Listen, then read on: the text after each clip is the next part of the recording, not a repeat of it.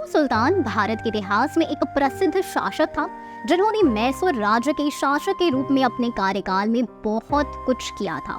उनकी युद्धों से जुड़ी कहानियों में से एक है एंग्लो मैसूर युद्ध, जो 1767 से 1799 तक चला था और टीपू सुल्तान के जीवन के महत्वपूर्ण पहलुओं में से एक था।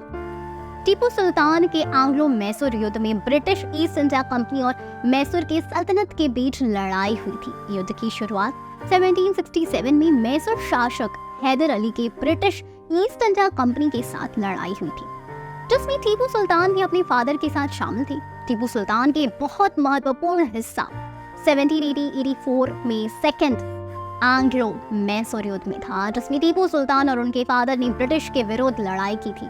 टीपू सुल्तान ने ब्रिटिश के विरुद्ध नाकामयाबी के बाद ट्रीटी ऑफ मैंगलोर पर हस्ताक्षर किए थे, जिसमें मैसूर के अधिकार को मान्यता दी गई थी। फिर 1798 में ब्रिटिश ईस्ट इंडिया कंपनी ने मैसूर के विरुद्ध टीपू सुल्तान के नेतृत्व में ट्रीटा किया, जिसका नाम फोर्थ एंग्लो मैसूर युद्ध था। युद्ध में टीपू सुल्तान को नाकामयाब होना पड़ा और उनकी सल्तनत को ब्रिटिश के अधिकार में कर दिया गया।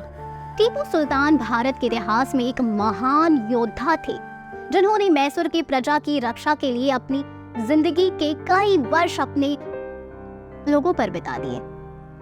उनके जीवन का एक अहम हिस्सा उनकी युद्ध कहानी है, जिसमें उन्होंने ब्रिटिश सरकार के विरुद्ध लड़े और अपनी देश की स्वतंत्रता के लिए रक्षा की। टीपू सुल्तान का जन्म 1750 में मैसूर के सुल्तान हैदर अली और उनकी पत्नी फातिमा बेगम के घर हुआ था। जब हैदर अली ब्रिटिश सरकार के विरुद्ध लड़ने के लिए तैयार हुआ, तो उनके बेटे टीपू सुल्तान भी उनके साथ लड़ने के लिए तैयार हो गए। जब हैदर अली की मौत हो गई, तो टीपू सुल्तान ने उनकी जगह ली और मैसूर को सुल्तान बनाया और वहाँ का सुल्तान भी बना। टीपू सुल्तान के सबसे बड़े दुश्मन ब्रिटिश ईस्ट इंडिया कंपनी के साथ उनके कई युद्ध हुए। उनमें से एक प्रमुख युद्ध 1792 में हुआ था, जिसमें टीपू सुल्तान अपनी सेना के साथ बहुत बहादुरी से लड़ते हुए ब्रिटिश को हराए थे। फिर 1799 में दोबारा युद्ध हुआ, जिसमें ब्रिटिश की सेना की बड़ी शक्ति थी।